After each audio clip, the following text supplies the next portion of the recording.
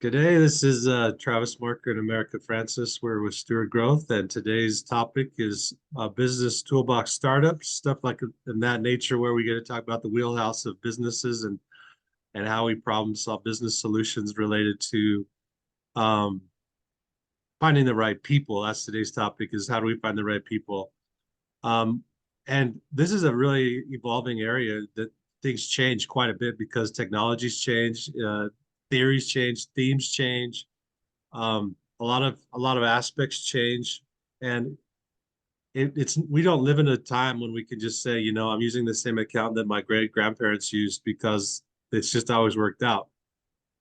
If that great grandparent accountant has still stayed in the system and is innovative and is aware of all the laws, that might be great. But there may be times where you just like we have to be thinking about, do I have the right people?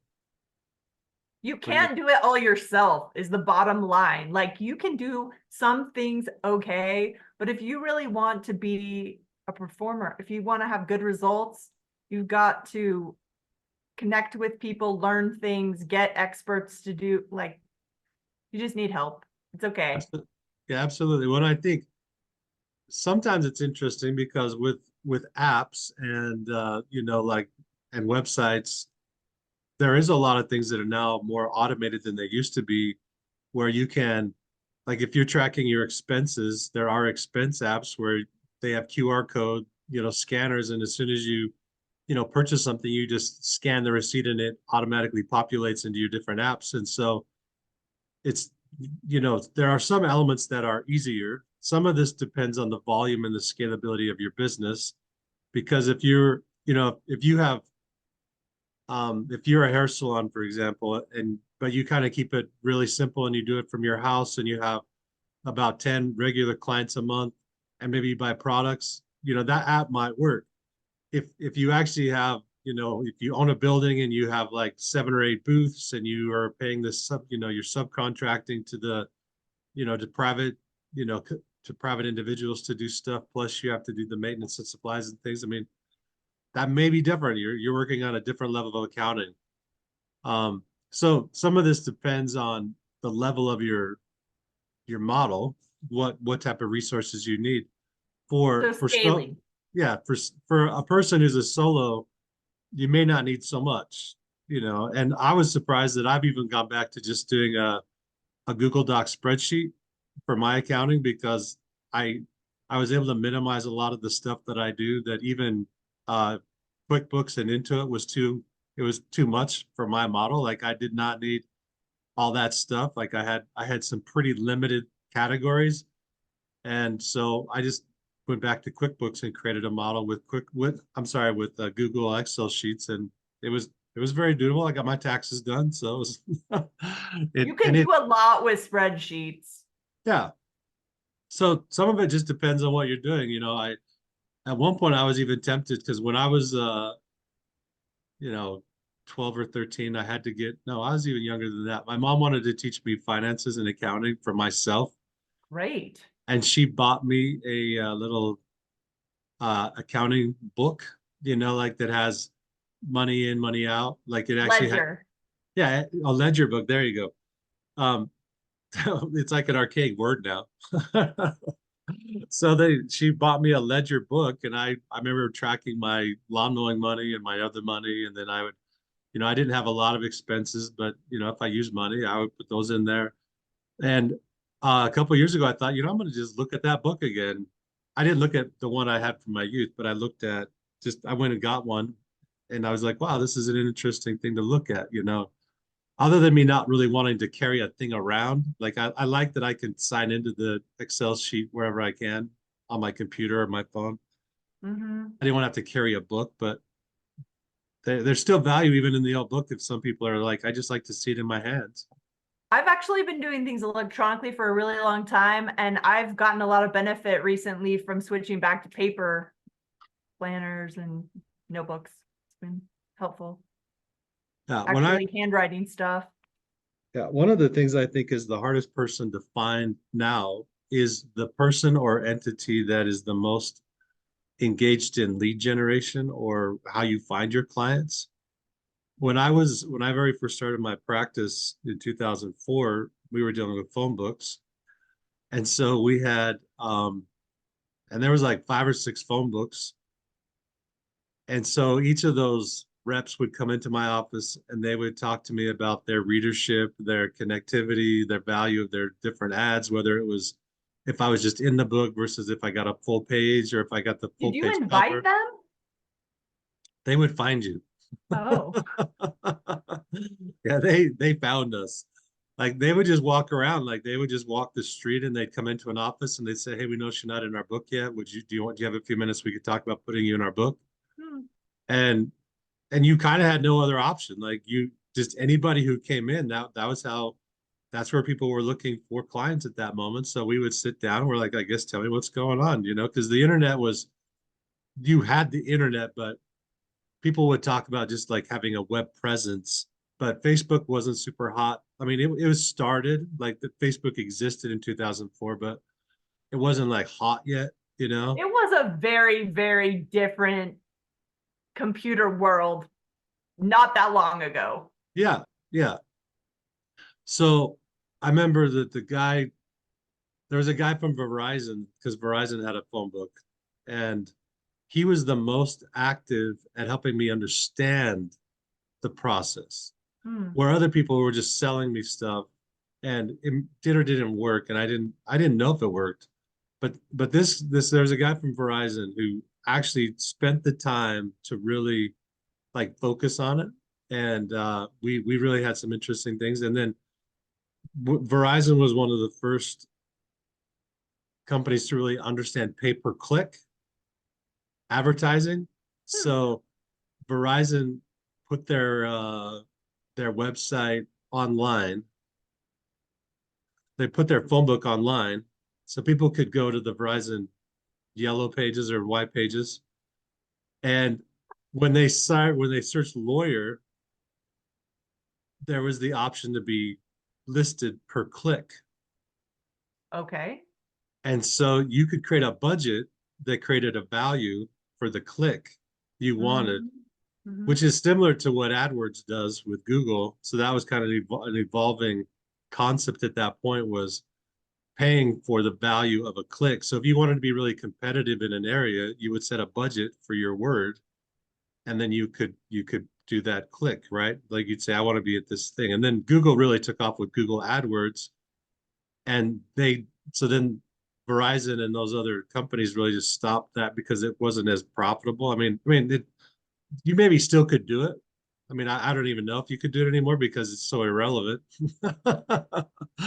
Where you still could do Google AdWords, that is still a thing that still happens. And people basically, I met with a guy in Salt Lake, and he went through the backside of Google AdWords, and I felt like it was a little bit like a stock market. Like you really had to study the value of a word and the where you wanted to be inside a word budget. But then you had to kind of follow it and track it, and now I know that that isn't exactly the same either because now you can hire people to kind of do your Google ad budgets and Google ad campaigns and your Google ad generation, but it's still there's still a pay-per-click concept in there with Google AdWords. Um, but then you got to the point where people are saying, I want to do SEO stuff, search engine optimization, which was interesting. And a lot of the websites had changed, so you could do some of that on your own. Like Wix allows people to do some of the search engine optimization on their own. But now I there's put your keywords in it. yeah, there's heaps of companies that do search engine optimization, and it's so competitive that it's really hard to make a difference. Hmm. However, when you go to then the certain companies like Google continually finds ways to create little like upgrades so that once that area is saturated, Hell rigged, man. You can't learn it fast enough because they change it. yeah, they change it, but then they also just create a new category, right? They create a new place because now when you search on Google, you can find somebody who is certified, right? And Yes, all it's a the little bit verification and the safe, and yeah. Yeah, which does, sometimes it's confusing because it'll say certified or verified, meaning that you're actually good at what you do, but that's not what it means. It means that you've been authenticated as a person or as a real office or whatever, and Oh, you've paid the geez. additional amount. Yeah, yeah. So when you think about a person who you would want to use to help navigate all that stuff, that is super difficult because um, there's so many people who do it. And so oftentimes, I think as America and I've talked about before, you're looking for people with a track record of actually doing it and being successful. However, because it is such an emerging thing and the budgets can also be very different, sometimes it's kind of fun just to find a college student who's playing around with it. And they'll just say, hey, just cover my expenses and let me learn through you and let's just see how it works. And I've actually made a lot of money just on people saying, do you mind if I just like experiment with your office and then let me just learn how to do this thing? Hey, let's find us an intern. Well, and I think that, you know, that's a good place to go because you save money. Where sometimes when people say, no, I have experience and these are the companies I represent, and it's going to cost you 2,000 a month or 3,000 a month, and that may be fine depending on the price of your service, you know, because when I talk to new businesses about starting a, you know, a law office, new lawyers about starting a law office, we'll talk about, well, what is the service you want to render and how much does that service cost per package? So, like when I first started, you could do a DUI for $750. So you could represent a person on a drunk driving charge for $750. There's nobody generally who does that at that price. But if you just said, let's say $1,000 was your product, Mhm. if you paid a person $1,000 a month on the idea that you could get 5 or 6 clients, then that is not a problem, right? That means that you made 4 grand on your 1,000 prop on your 1,000 expense. So sometimes it's okay to look at, well, what, you know, what's the value of the thing I'm paying for when I'm doing lead generation. Well, my expectation is that if you can pay people that are really good at things, you want to uh oh geez. What's that? Delegate. You want to give away every possible job that can't be done by you better. I And agree. sometimes even the things that you can do better, you still delegate because they're higher priorities for your time. I totally agree. And I think that's what you're ultimately looking for is how do you, because one of the, if people are not paying attention, one of the new riches is time rich. We want to be time rich, I'm a fan. which means that I'm able to make money and not be present all the time while I'm making money. 4-hour work week. Yeah. So I was just talking yesterday with the person because an individual went on vacation and didn't take their computer with them. And we thought, why wouldn't you take your computer at least with you? Because like you might work 15 to 20 minutes and then you do the rest of your vacation. Like this is how I vacation. Like I always take Maybe, my computer and I'll work and then I go out and do my thing. maybe you don't want to have to keep track of your laptop. No, but I think but the idea that you don't exist, you know, like that you could actually disappear. Like if you really are in charge of your income and in charge of your life, um, I think it's like Tim Ferriss, who does the 4 hour work week, he'll live in Argentina or the Belize or in Cambodia, but he has his laptop, right? Because Well, he's because not on vacation. He's working. right. Well, but what you do though is that when you're in the time wealth mindset, you have the awareness that you don't have to sit in front of that laptop for 8 hours in Belize. You You're only checking your systems to make sure that there aren't giant problems, but you right. have to set up the systems in advance. So you need to research the most viable and valuable systems, get those all set up, and then you can do them from other places because you're just checking in. Correct. You're just checking in. But if you aren't able to keep your system, like if you don't know, because like when I traveled for 10 years, I did conferences around the country teaching continuing education to lawyers. I just needed like usually an hour a day. At the end of the day, I would sit down and I would answer emails and I would just touch everybody who needed to be touched. And then I would go on a walk around Boston, or I'd go on a walk around Atlanta, Georgia, or I'd go down and eat dinner in Savannah. Like I guess what we have to think about is when you're setting up your systems, you want to build them with an awareness that you're still going to live. Like you want to live. You don't want to be chained to what's ever happening. So you do want to know that, like, if you have a person who's over lead generation, you have on your box, I'm going to check with that person whenever they are expecting me to check in on them. So like maybe it's once a day. I have a paralegal that I check in on like maybe once a day, but most of the time once a week, sometimes like once a month. Just depends on what's happening. Well, a lot of people could check on their phones. They wouldn't need to necessarily drag a laptop around. Yeah, I mean it just depends on what is in your laptop or how you use your laptop. Yeah, Um, you do a lot of in law correspondence that's lengthy.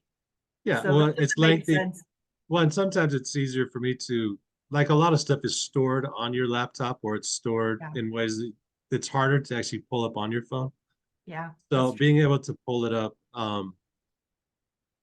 the data storage is probably more the big deal, right? Like how do you access this? Plus, there's just sometimes when you're on your phone, you're like, yeah, I gotta try to find, Yeah, it's do just you have internet access? Do you have access to the stuff on the cloud? yeah. So Maybe I you just guess when I travel, I at least make sure, like if I have my computer with me, I have my office with me. Like I'm totally fine no matter as long as I can pull my computer up wherever it is. mhm. And it took me unfortunately a while to learn how to hotspot my computer. So just realizing my phone could be its own mobile Google thing, I which was haven't sad, but worked that all out yet. it's great because anywhere I go, I can just sit down and then turn my phone on to a hotspot and I got internet, you Mm, know, and that I've not done that in dead zones, but which you love. I do love dead zones. So that's funny. But I definitely try to be accessible to the people who rely upon me Yes. because I don't think if I want to keep making money, I can't like let my vine go dead, right? People have to stay motivated. And even in fairness, like I don't want people working at my office, like in an office building, because I want them to have the flexibility to do how they work also. Like I don't I like if there's an expectation that somebody's supposed to answer the phone during a certain period of the day. I don't care if they go lift or to the gym or into the mountains or whatever, as long as they have phone service and they answer the phone when they do that. How can And we find more bosses like you? It's so nice. well, it is, but I mean, unfortunately, I save money because I'm not paying for the solid 8 hour thing, right? But I also have definitely had to have the negotiations where people are like, well, I still need to make around this much money, So even though Put your time worth. I'm not paying 40 hours a week. I do pay more for piecemeal work just because it's less engaged work. But I also find that the people I'm employing are happier because they're doing what they want to do on the side also. Like my paralegal is that engages with the PTA, with her daughter, and she and her daughter have play dates, and I don't care. I don't check in on her. I don't ask her like, what are you doing? Just did the work get done? Great. That's awesome. Well, and I So think it would be awesome if we got some really reliable ways of making sure the work's getting done. Like we have to identify what is the work, what is the criteria for is it done? Because people like to work remotely. And if employers feel confident that the work is getting done, then it will matter less how people are arranging it as long as that work gets done, but they have to have some way of tracking it. I agree. And that is part of the ultimate, like, the beginning phase when you're working remotely is just there's a trust factor, and the work product will speak for itself. So, if I would talk to my paralegal, I'd say, um, I need to get this done. And then I usually had to approve the work. Mm. So if it was important, I'd say I need it done by blank time. And then she could email me and say, I just emailed that to you. So then I might be at a soccer game or whatever, but I could pull it up at that point and review the document, and then I could email back and say, I approve it. Can you file it? Right. So even though I might be doing other things, that you can set up procedures around the trust you have with the other person to say, I'm expecting this document around this time. Is that gonna be possible? And if you have the right people, that works. I'm interested in learning more about paralegal work. I wouldn't be too interested. No. I definitely wouldn't get a certification. That's another thing is some systems create process around certifications Yeah. where a lot of the paralegals I knew and have known for 20 years, um, they showed up, they just had a willingness to work, and they just learned the office work with the attorneys as they went.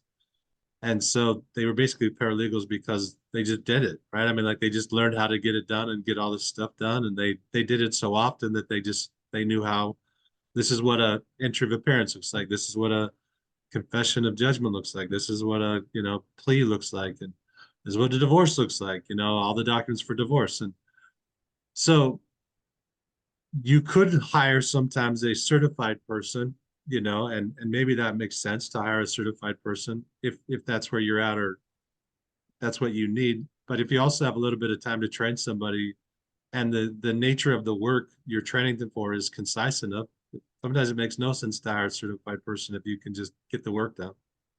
I think I would be good at that kind of work, but I don't want to be chained to the desk. So it's Yeah, probably not a good fit. well, and I think that also when paralegals do, when you are working in a certain area, like family law, for example, the pleadings change by way of court rules. So quite often, the person you are employing, you kind of have to, you tell them, I need you to be up to speed on what is happening in this area. Because Mm. once I'm not paying attention to it, I'm still expecting the right product to be filed with the court. Mm-hmm. And so I'll see things like, well, the rules changed. And so then I'll just say, I saw the rules change. Are you up to speed on that? And Is then AI gonna help with that? it may in some places.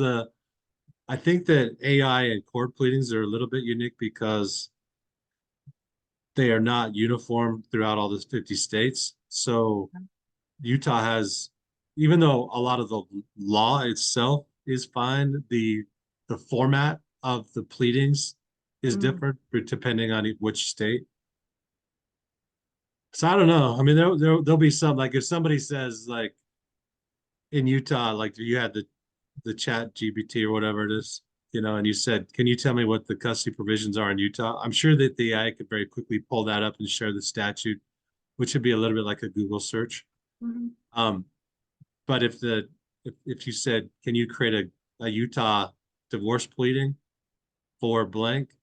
I don't know if they're up on that. That would be interesting to know. It probably won't take long till eventually that's fine. That's possible. And I guess to a certain extent, the nature of legal pleading, there's some stuff that does not require personality. Some stuff is just kind of pro forma. But I think that when you have work that does require creativity or personality, I wonder if AI will be able to. I mean, I say that understanding that there are AI generated images that show a lot of creativity, that's astonishing how, when you say, I would like you to create a picture of this person in Asia wearing a biker's helmet, but still looking young and fit and whatever, like you're like, that's pretty impressive that it comes up with, If you there's can provide appropriate prompts. yeah, if you provide the prompts, it can work out. So um I've seen some pretty funny stuff where, you know, an AI machine watched like 1,000 hours of Hallmark videos and then was asked to create a Hallmark script. And it was pretty funny because it still didn't get it. Like even after Oh, really? well, it understood, it understood the concept, but it still didn't, it was like, it was almost funny. Like it was satirical how, like, after watching all of this, it didn't resonate the saccharine, sugary element of it. But it understood the dynamics of the algorithm. Yeah. Okay. So as you read it, you're laughing because you're like, that's not a Hallmark movie. I mean, that's the plot, that's the summary, that's kind of how they go, but not being able to actually infuse the reason people watch Hallmark movies, which I don't watch Hallmark movies, but Let's make that very clear. there's some things that I'm like, this is too much. This is Okay, list off a few movies that you really like. hmm. I don't I don't know. I enjoy movies that, like, like Meet Joe Black. I really like the element of um human exploration where where Anthony Hopkins is really, he thinks he's asked the right questions until death comes to visit him. And then he realizes he has not asked the right questions. But then it's also interesting that death, even though death has experienced thousands of people, millions of people, billions of people, hasn't experienced people. So he becomes a person and also enjoys peanut butter, right? He enjoys a conversation with Anthony Hopkins' daughter. I can't remember her name. And he goes to the hospital and he meets the lady, the Jamaican lady in the hospital. And she's got pain and she's like, talking. She's like, oh, yeah, you gotta like heal me. And he's like, no, mama, I this, don't know that I've seen it. oh, I'm somewhat familiar with the big details, but okay. Well, you should see it because it's interesting how, I guess it's exploring the question because it's not science fiction, but it's a little bit of a science fiction, but it's coming from the human side of when death becomes human, what death doesn't understand. And when human actually meets death, like what do they not understand? And then how do they process these questions? I think I want to do a movie channel with you. We could probably do movies. I know you don't watch a lot of TV and a lot of movies, but you have enough years of Yeah, but I like, good content. well, and um I like Conception. Did you ever watch Conception? With Inception? Inception. I Different think process. Inception might be another type of movie. We just watched Tenet the other day. That's a pretty interesting one too. Okay, I haven't seen Tenet, but was this the CIA one? It's one that has a backwards and forwards element going through. It's interesting. I think you would like it. Okay, yeah, because I like the idea of Inception, meaning how do you create realities or different It's realities? the same director. Oh, okay. I'll have to check it out. Yeah, I guess I like movies that they can be sentimental in the aspect of, you like two people in a struggle where you can sense the struggle. And I enjoy that type of a romance, where Hallmark, you're kind of like, but So like the maybe most, not romantic comedy, maybe not Pride and Prejudice, but maybe more drama action. well, no, but I like Sleepless in Seattle and, Oh, and You've Got Mail, like, Okay. or Joe versus the Volcano. Like these are Tom Hanks, Meg Ryan, where they're funny, but it's not like, oh, I saw that coming. I really think Joe versus the Volcano is very quotable. Yeah. And I think that matters. When I think if we're coming back to the business ideas, some of that also matters by way of the personalities of the people we're dealing with. Because I've been to law firms where they had kind of these definite mission statements. Yes. And a lot of times those mission statements could relate to profitability, or they could relate to people, or they could relate to um, just the law itself. Like the law itself is super important. Where I they, just finished watching Suits. okay. I Before haven't that, I seen, didn't know very much about law firms. okay. So I think sometimes when we deal with, just like with movies, I think when we deal with the people we're hiring, their personalities matter. Oh, Like yeah. if you're connecting with them, like if it works the way you connect with them, I think that is a super big deal because if it's not connecting, it doesn't work. Like my wife recently has gone to a masseuse who she really connected with. Like Mhm. she almost cannot wait to go get a massage just because they are both kind of connecting in the process, and it's very therapeutic and very safe and very like friendly, and like they actually both leave rejuvenated after their process together, which is a little bit unique, right? Because you're kind of like, wow, like where some people are like, just give me a massage, like It's we're less not, transactional and more transformative. I don't know. yeah, Like she couldn't just switch out to any other masseuse. That person is adding something extra. yeah. And like even like the therapist I go to is probably 30 years older than me, and because I resonate with the idea of a mentor, like I don't necessarily want a colleague to necessarily be Mhm. my therapist always. It's the way I resonate with life. I like it's the Yoda concept. My guy does not look like Yoda, but uh, I guess there's just enough experience and context that some things don't change. But I also like that my guy is not rigid. Like there's a liberality or a creativity or an openness. So I didn't want an old rigid person. Like I want an old flexible person. Mhm. Because that there has to be, I don't want boxes. Like I appreciate though that there's a sense of truth that he's working under because he has done it a long time and understands the kind of the rules, right?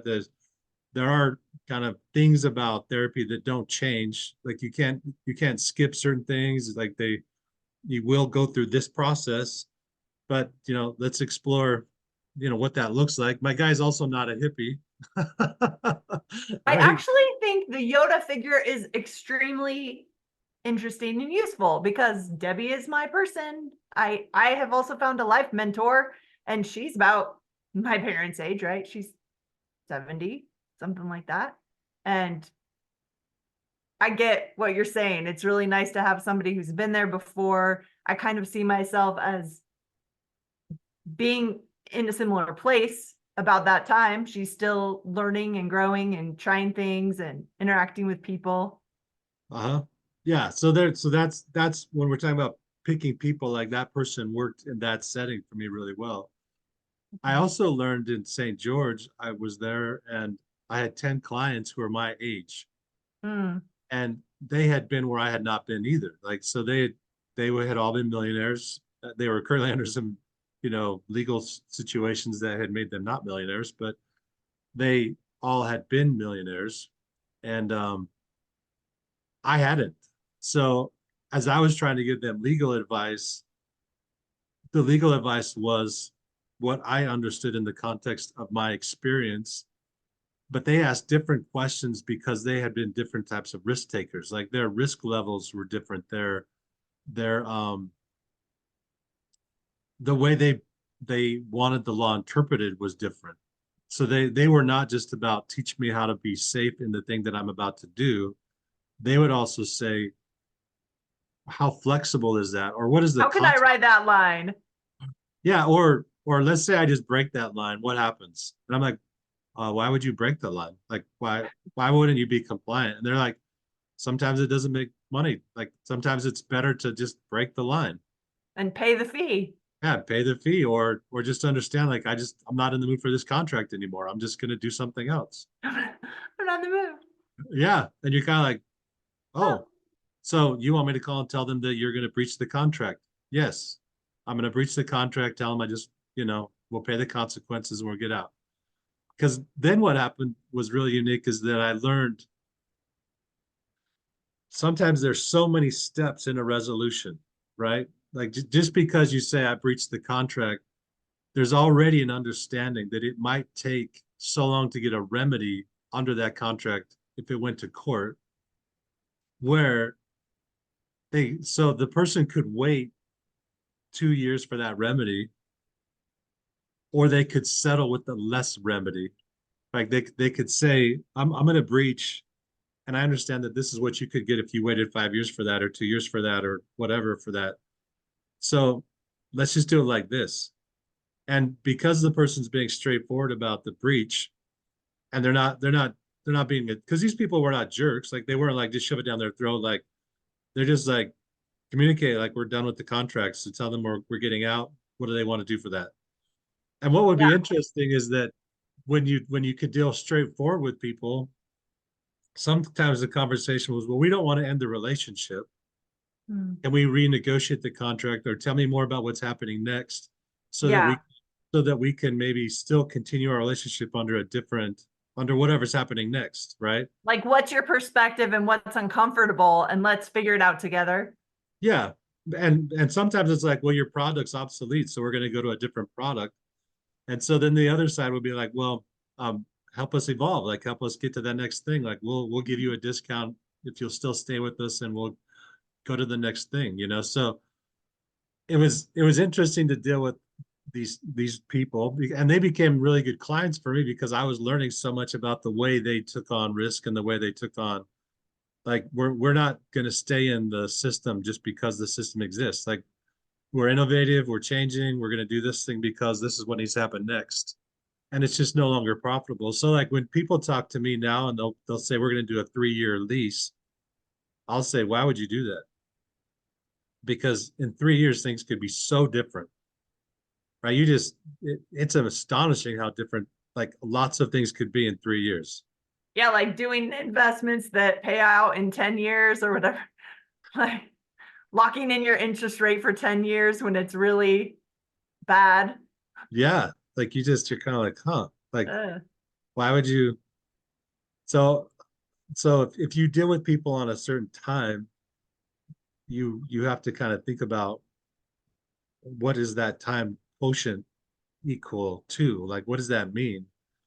so Even one when, thing that we're identifying in this conversation is that's the type of person that's really valuable to be communicating with is someone who can think differently. So there are some people that do things really precisely, and you're really glad that they're careful and they're staying in those lines. You don't want to get audited and have a really creative accountant that did lots of weird stuff. But there are other people that can help you think differently. And I mean, all of the systems don't have equal value, and all of the consequences aren't morally the same situation. Do you know what I learned today?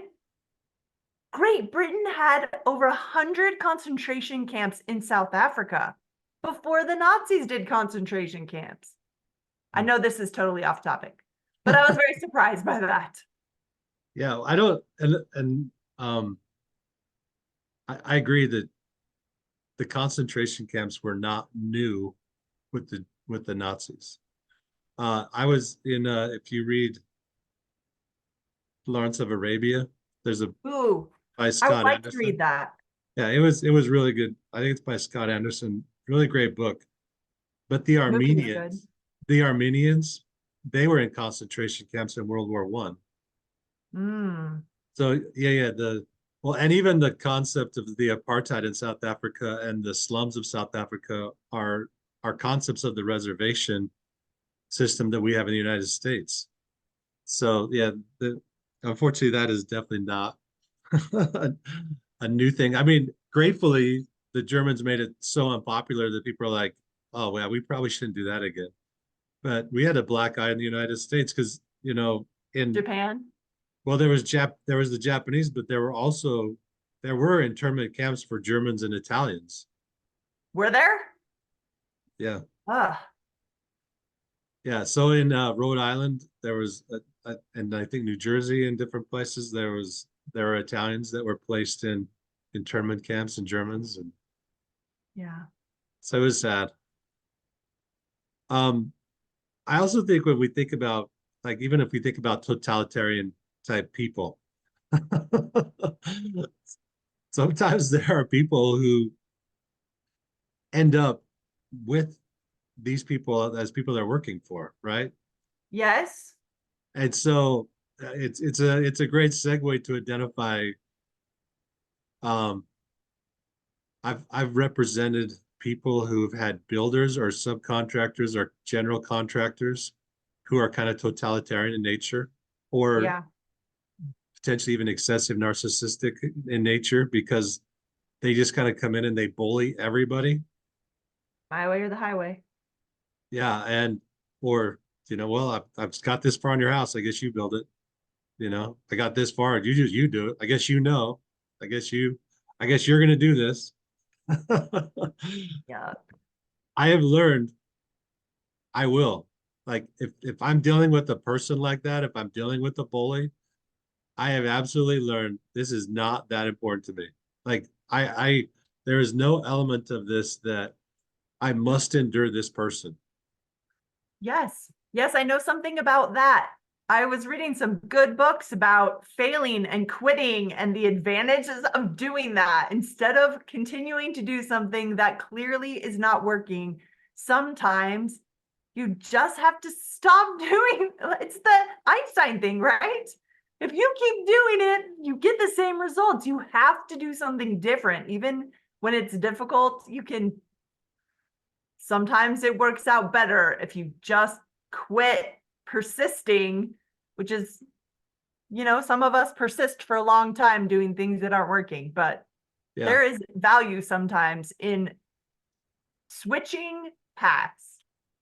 Yeah, and I'm right now dealing with a person who's breaking their partnership, with a person who they've been friends with for a long time, but the person has become that has, personal problems and addiction issues and has shown up to work kind of in embarrassing situations. Yeah. And and sometimes those are a little bit easier because you can say my clients need this to end, right? My clients are important. My reputation is important. My image is important. My branding is important. My Google reviews are important. So there's so many consequences to being aligned with somebody. You're kind of like, geez, you're a problem. Yeah. Versus when you get into more intimate situations like a marriage or intimate partnerships where it's kind of subtle and prolonged and there is a history. Sometimes it's hard. Like it takes a lot of courage to say, I need to just stop doing this. But It in is hard. business, yeah, in business, sometimes it's a little bit easier because you're like, I need to make living. I need to like, But yeah, you look at some of these sunk costs. Sometimes people are like, I've just built this giant thing and it's hard to walk away. yeah. And I think sometimes, like for example, and Andrew Lloyd Wright, the architect. Is it okay? Yes. Did I say his name correctly? I don't know. It sounds a little not right, but I know there's an architect with a name like that. Yeah, we'll go with, but he had a house called Falling Waters in, I believe, Wisconsin. And he just says, I want to build this house like this. Yeah. And it involved water going through the house. And one of the persistent issues is mold. Like Oh, there's been a few different owners of the house, and they're like, the mold is so hard to fight because of the temperatures and just the water being the right temperature, and then the house is like the right temperature, and it's just like mold. It sounds really hard to deal with. Yeah, so when people buy this house knowing they're buying, How could you even buy that? well, that starts to become one of the questions, is that they're like, is it worth it to own a work of art, right? Because it's an architectural work of art. So Yes. so they'll say, can I just can I do it? Like, is mold that big a deal to me? Because I just know I'm gonna be fighting it over and over and over and over again, right? It's a health issue. Yeah, but there are people who, when you if you go in expecting them to be different than they are, that's your problem. You know, like if you know beforehand, like I'm dealing with an individual right now who has a very unique personality. I didn't understand the individual had such a unique personality um, when I first went in, but once I realized it, and I realized we actually could get along and we could do deals, I was Hmm. like, oh, this is interesting. So I'm going to understand that this personality is like this, and you almost have to just kind of like plan it in, right? So it's not offensive, it's not unpredictable, like it's a very predictable personality. It can be really difficult for those people because a lot of people won't connect. It's Right, uncomfortable. right. There are pros, but it's also hard. Yeah, there's sometimes it's like, I don't care how profitable I could be, I just cannot ever work with you. But if it's also in the category of, I could actually be very profitable and I can also put you in a certain box. We can do this in doses, Right. doable doses. Yeah, because then you're just kind of like, all right, it's not a big deal. So I think that sometimes when you pick people, if you just if you can surrender to the idea that they need to be a certain way for you to deal with them, then it's easier for you to move forward. Because if you're expecting them to be different, then that's never going to work. You just got to deal with reality. We keep coming back to that. Once you're operating in a reality-based way, it's you can make real decisions. If you're trying to paint your version over everybody and you're like, "Hey, why aren't you fitting my perception of how you should be?" Just difficult for everybody. Yeah. And there's a lot of stress in that for us when we are like, why can't everybody be the way I'm thinking they should be? I mean, doesn't, yeah. Because it, But it's I, easy. It's easy to get in those traps, I think, oh, because I, people have expectations. I don't know whether it's culture and media and whatever, but you sometimes you get in those situations where you're like, it's not supposed to go like that. yeah, well, I think I have this impression in the back of my head that to a certain extent, women are taught that they're like, there's a part of this that could be women being given the impression that they will date people to change them or help them or improve them or fix them. And men have Oh, this so idea, in the movies, he's like, a beast, but he'll turn into a great guy. right. Yeah. And then on the other side, there's men who are like, I thought at some point she would stop doing that. You know, like at some point that like they're both working from this impression that the thing that they We'll really, find equilibrium if we just hit our head against the wall enough times. yeah, you'll stop being the way you've always been, and I'll stop being the way I've always been. I really think that is a thing. I don't know how to stop it, but I have to detach from that. I cannot fix that problem. But it is, it's a real problem. Yeah. Well, and again, talking about loving what is, that book was really great. I just listened to it again just because I recognized I had some things in my head that I'm like, I wonder when this is going to happen. And there's a great thing, even the idea that when we get when we wonder about things and we create anxiety about or stress about when a thing might happen, Yeah. that is What also would not. that be like, Travis? When is this thing ever going to be over? Yeah. So, but there's also that sense of it's over when it's over, right? Yeah. Like the decision will be made when it's made. The thing will end when the thing ends. And I'm surprised, because I had to wait 4+ years for a thing to happen for me. And I could not comprehend when that thing would happen. And even though it's going to happen, right? Like there was no reason for it to not happen. But then when it finally happened, it was very anticlimactic because it didn't solve almost any of the problems I thought. My life changed to zero. Like, And I'm also dealing with that expectation in reality that things don't always get fixed, even when that thing happens. A lot of people are like, when I get married, my life will be all fixed. And then they're like, wait, when I yeah, get finished with college, then I can start my life as a grown up. Well, good luck. yeah, that'd be nice if that happened that way. I do think though, this also happens when we're coming back to our topic of picking people. We're saying if I could find the right YouTuber, this will happen. If I find the right Instagrammer, this will Yes. happen. If I find the right accountant, this will happen. The nice thing is sometimes it does happen a little bit, right? Because you're talking about a service that you need, like I mean, like I've had dental work that needed to be happened, right? Right. When I knew if I went into the dentist, this could happen. Like that is a little bit different, right? I'm not expecting the dentist to be something the dentist is not, but I was able to get like the cavity fixed or whatever. So there are elements that if you say, I would like this thing to happen, that is possible. If you're saying I'd like this thing to happen because my life will be dramatically different, that may not be possible. Well, and a lot of it is assumptions too. Like you assume that this person, like I'm helping this person with a meal service thing. And she made Hawaiian haystacks as one of her meals. And she didn't buy pineapple for it.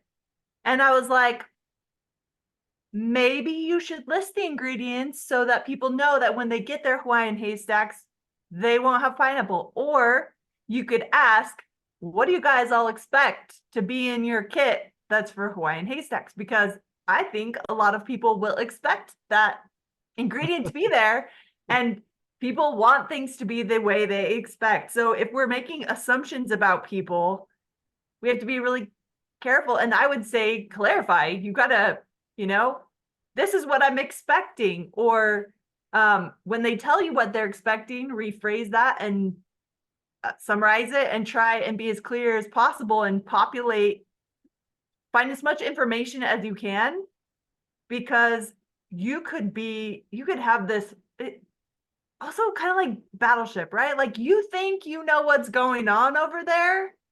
It could be really different from what the person sees on the other side. Yeah, totally agree. And I think you bring up 2 points about assumptions. One is people will enter into agreements for services and they won't have a contract that specifically outlines the service. So getting Yes. the ingredients in the product would be kind of part of the contract.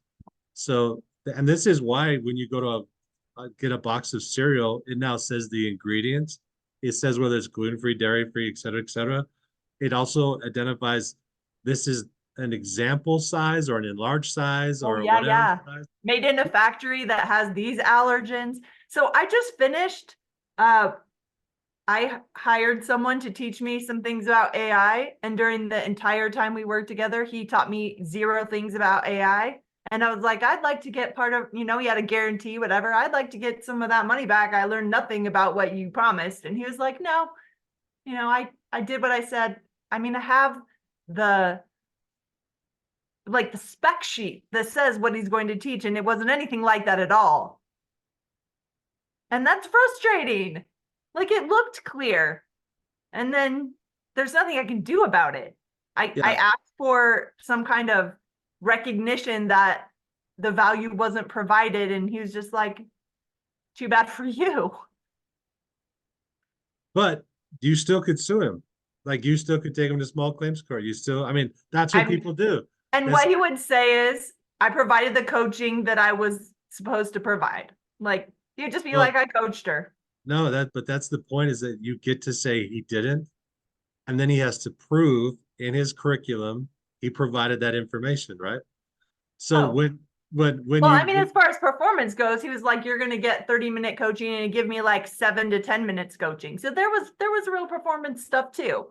yeah, But but when I go to small claims court, people will say, because they didn't have a contract, I paid this to have this happen. And so yeah. I'll start with, well, tell me what was the expectation of the parties. And Mhm. then if they have it in writing, then that's like the first thing. If they don't have it in writing, then I have to say, well, what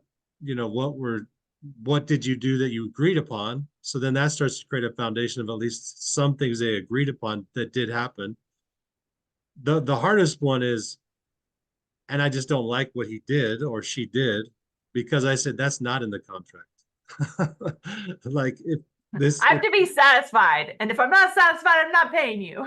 yeah. So for example, if that guy could show I provided this session on this topic and that was listed in the brochure, if you Zero said, topics. yeah, so that's where you would say, um, you can't prove to me that you taught me any of the things on this sheet. So I would like a refund. Hmm. And if it was, I have no idea how much it was, but if it was enough money that it was like it mattered, then take him to small claims court and say he didn't do any of these things. Like, Ugh. so I mean, but that's also when you find the right people, that's important that you do have either a contract or a clear delineation of the service to be provided so that you're like, okay, that makes sense. And then the person can say, I did the following things. It's true. I mean, Yeah, I think that happens often.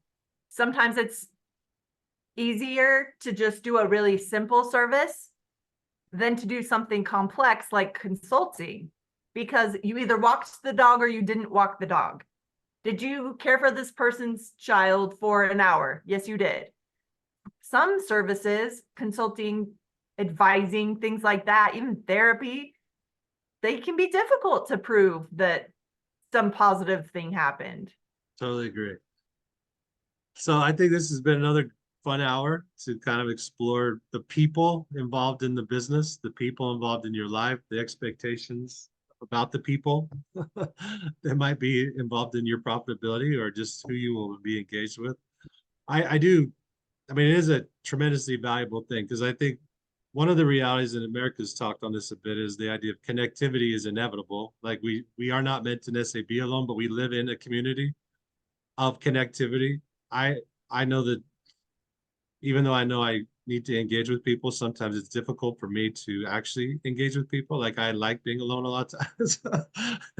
On my And I'm trip, not trying to paint that as being any kind of deviant thing. I'm I'm messing not, with you a little bit, but yeah, it's okay for people to have various tolerances of how much they want to engage with people. no, and I'm not challenging that either. It, I mean, I was saying, even though I am this reclusive type person on my private life, I totally get and understand it's valuable to understand how to engage with people, how to connect with people, how to make the right contracts with people, how to make supportive arrangements and relationship building with people. So It's a this life skill. is definitely a life skill that's super critical to your business. And I will say, we never would have met if I hadn't talked to a person who recommended you.